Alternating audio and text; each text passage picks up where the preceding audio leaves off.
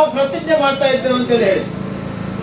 ಯಾಕಂದ್ರೆ ನಾನು ಪ್ರಾರಂಭದಲ್ಲಿ ಹೇಳಿದ್ರೆ ವಿನಯ್ ಕುಮಾರ್ ಸೊರಕೆ ಅವರಿಗೆ ಪುಣ್ಯದ ಕೆಲಸ ಅಂತ ಹೇಳಿ, ನಿಮ್ಗೆಲ್ರಿಗೆ ಆ ಪುಣ್ಯದ ಕೆಲಸ ಬರಲಿ. ಇದು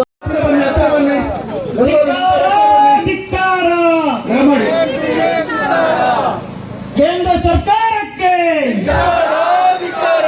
ಪ್ರಶ್ನೆ ಪತ್ರಿಕೆಯನ್ನು ಸೋರಿಕೆ ಮಾಡುತ್ತಿರುವ ಕೇಂದ್ರ ಸರ್ಕಾರಕ್ಕೆ ಸೇರ್ ಮೂಲಕ ಭಾರತೀಯರ ಮತದಾನದ ಹಕ್ಕನ್ನು ಕಿತ್ತುಕೊಳ್ಳುತ್ತಿರುವ ಕೇಂದ್ರ ಸರ್ಕಾರಕ್ಕೆ ಸೇರ್ ಮೂಲಕ ಭಾರತೀಯರ ಮತದಾನದ ಹಕ್ಕನ್ನು ಕಿತ್ತುಕೊಳ್ಳುತ್ತಿರುವ ಕೇಂದ್ರ ಸರ್ಕಾರಕ್ಕೆ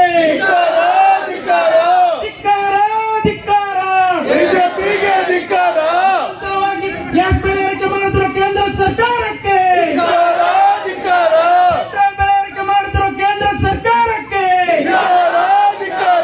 ಸೇರ್ ಮೂಲಕ ಭಾರತೀಯರ ಮತದಾನದ ಹಕ್ಕನ್ನು ಕಿತ್ತುಕೊಳ್ಳುತ್ತಿರುವ ಕೇಂದ್ರ ಸರ್ಕಾರಕ್ಕೆ ಪ್ರಶ್ನೆ ಪತ್ರಿಕೆಯಲ್ಲಿ ಚೋರ್ ಮಾಡುತ್ತಿರುವ ಕೇಂದ್ರ ಸರ್ಕಾರಕ್ಕೆ ವೋಟ್ ಚೋರ್ ಮಾಡುತ್ತಿರುವ ಕೇಂದ್ರ ಸರ್ಕಾರಕ್ಕೆ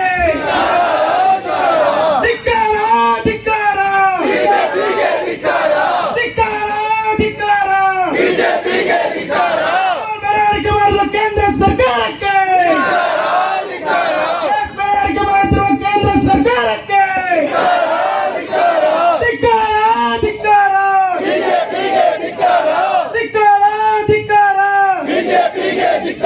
ಬೆಳವಣಿಗೆ ಮಾಡುತ್ತಿರುವ ಕೇಂದ್ರ ಸರ್ಕಾರಕ್ಕೆ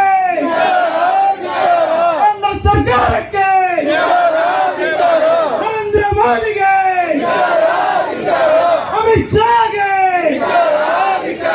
ನಿರಂತರವಾಗಿ ಬೆಳವಣಿಗೆ ಮಾಡುತ್ತಿರುವ ಕೇಂದ್ರ ಸರ್ಕಾರಕ್ಕೆ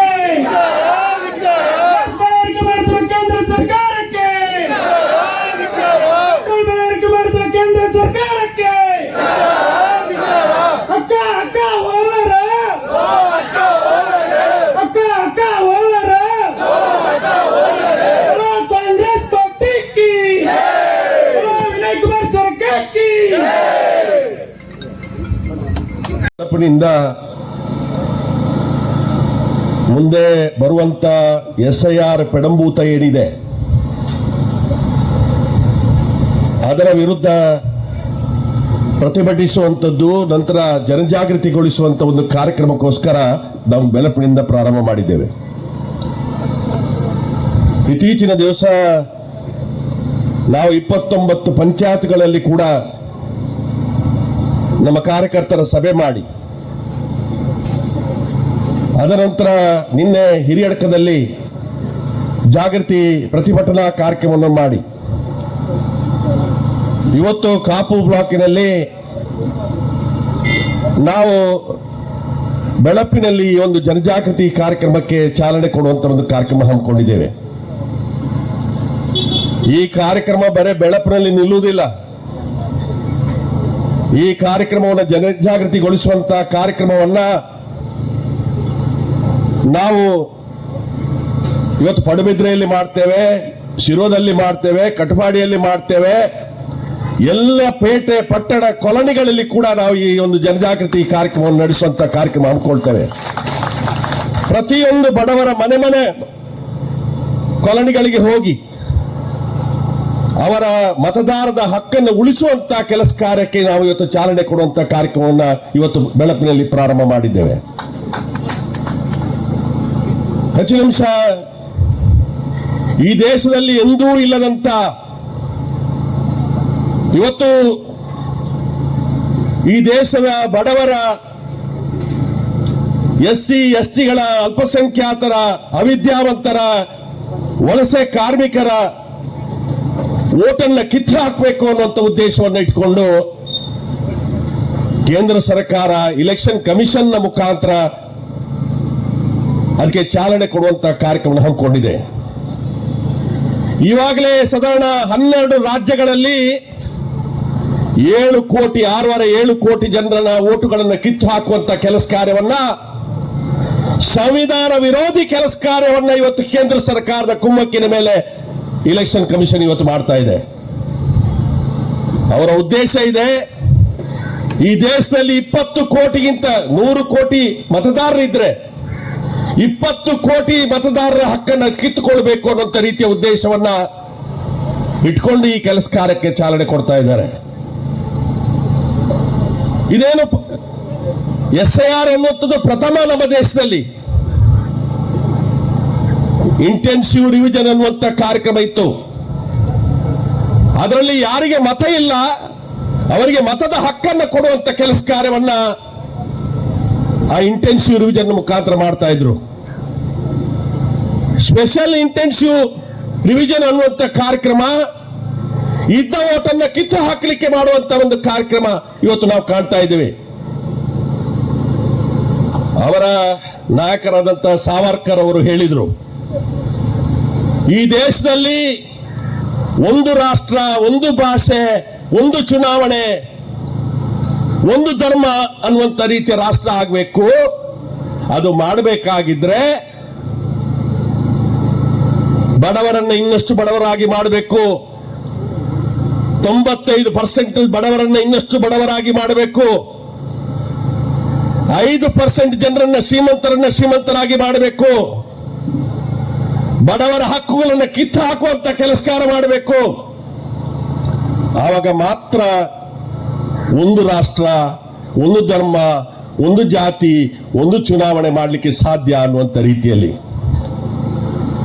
ಅದಕ್ಕೆ ಅನುಗುಣ ಆಗುವಂತ ರೀತಿಯಲ್ಲಿ ಬಿಜೆಪಿಯವರು ಹರಿಯಾಣದಲ್ಲಿ, ಮಹಾರಾಷ್ಟ್ರದಲ್ಲಿ ಓಟ್ ಚೋರಿಯ ಕೆಲಸ ಕಾರ್ಯ ಮಾಡಿದರೆ, ಬಿಹಾರ, ಪಶ್ಚಿಮ ಬಂಗಾಳ, ಅಸ್ಸಾಮು ಅಥವಾ ತಮಿಳುನಾಡು, ಕೇರಳ ರಾಜ್ಯದಲ್ಲಿ SIR ಮುಖಾಂತರ ಕಿತ್ತು ಹಾಕುವಂತ ಕೆಲಸ ಕಾರ್ಯವನ್ನು ಮಾಡ್ತಾ ಇದ್ದಾರೆ.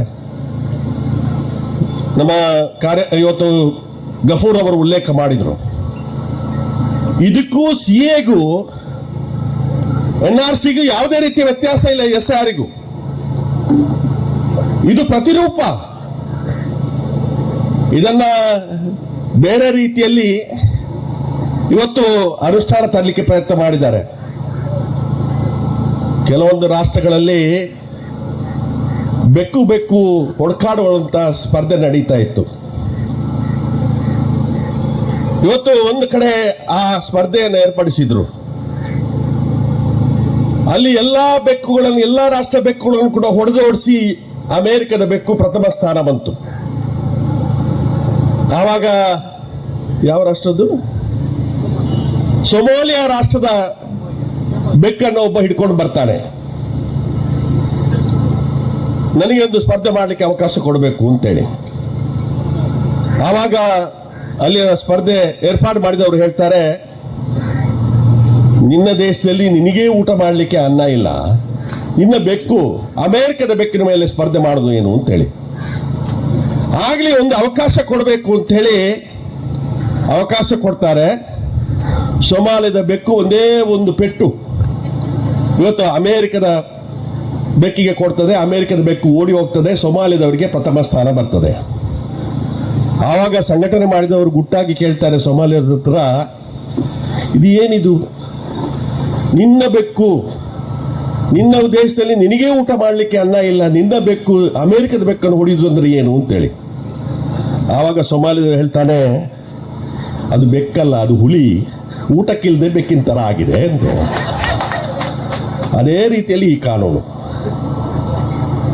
ಕಾನೂನು ಇವತ್ತು ಎಷ್ಟೋ ಕೊಟ್ಟಂತ ಯಾವುದೇ ಆಶ್ವಾಸನೆಯನ್ನ ಈಡೇರಿಸದೆ ಜನರನ್ನ ನಂಬಿಸಿ ಕೆಡಿಸಿದಂತ ಮೋದಿ, ಅಮಿತ್ ಶಾ, ಅದೇ ರೀತಿಯಾಗಿ ಚುನಾವಣಾ ಸಮಯದಲ್ಲಿ ಹೇಳಿದ್ರಲ್ಲ 15 ಲಕ್ಷ ರೂಪಾಯಿ ನಿಮ್ಮ ಖಾತೆಗೆ ಅಂತ ಹೇಳಿ, ಆಧಾರ ನಿರಾಧಾರ ಮಾಡ್ತೇನೆ, 30 ರೂಪಾಯಿಗೆ ಡೀಸೆಲ್ ಪೆಟ್ರೋಲ್ ಕೊಡ್ತೇನೆ, 2 ಕೋಟಿ ಜನರಿಗೆ ಉದ್ಯೋಗ ಕೊಡ್ತೇನೆ, ರೈತರ ಆದಾಯವನ್ನು ದ್ವಿಗುಣಗೊಳಿಸ್ತೇನೆ ಅಂತ ಹೇಳಿದ್ರಲ್ಲ. ನಂತರ ಏನಾಯ್ತು?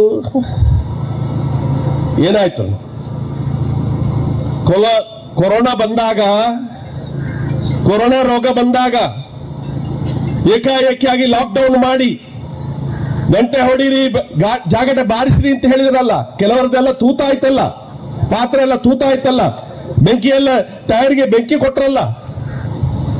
ಕೊರೋನಾ ನಿಂತಿದ? ಇವತ್ತು ಶವ ದಹನ ಮಾಡಬೇಕಿದ್ರೆ 3 ದಿವಸ ಕ್ಯೂನಲ್ಲಿ ನಿಲ್ಬೇಕಾಯ್ತು.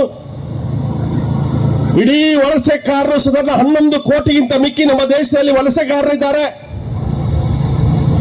ಅವರೆಲ್ಲ ಪಾಪ ಕಷ್ಟ ಬಂದಾಗ ಊರಿಗೆ ಸೇರ್ಬೇಕು ಅಂತೇಳಿ ನಮ್ಮ ಎಲ್ಲ ಸೊತ್ತುಗಳನ್ನು ಹೊತ್ತುಕೊಂಡು, ಮಕ್ಕಳನ್ನು ಹೊತ್ತುಕೊಂಡು ಇವತ್ತು ಇಡೀ ಪಾದಯಾತ್ರೆ ಮುಖಾಂತರ 1,000 ಕಿಲೋಮೀಟರ್ 2,000 ಕಿಲೋಮೀಟರ್ ಊಟಕ್ಕಿಲ್ಲದೆ ಕೆಲವರು ದಾರಿಯಲ್ಲೇ ಸತ್ರು.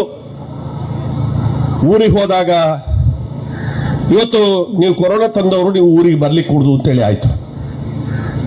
ಹೆಚ್ಚಿನ ಅಂಶ ಇಷ್ಟೊಂದು 11 ಲಕ್ಷ ಜನ 11 ಕೋಟಿ ಜನ ವಲಸೆಗಾರರು ಇದ್ದಾರೆ ಅಂತೇಳಿ ಆ ಮೋದಿಗೆ ಏನಾದರೂ ಗೊತ್ತಿದೆಯಾ? ಇವತ್ತು ಅಸ್ಸಾಂನಲ್ಲಿ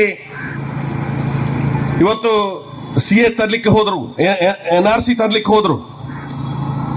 19 ಲಕ್ಷ ಜನ ಇವತ್ತು NRC ಮುಖಾಂತರ ಹೊರಗಡೆ ಹೋಗ್ಬೇಕು ಅಂತೇಳಿ ಆಯ್ತು. 19 ಲಕ್ಷ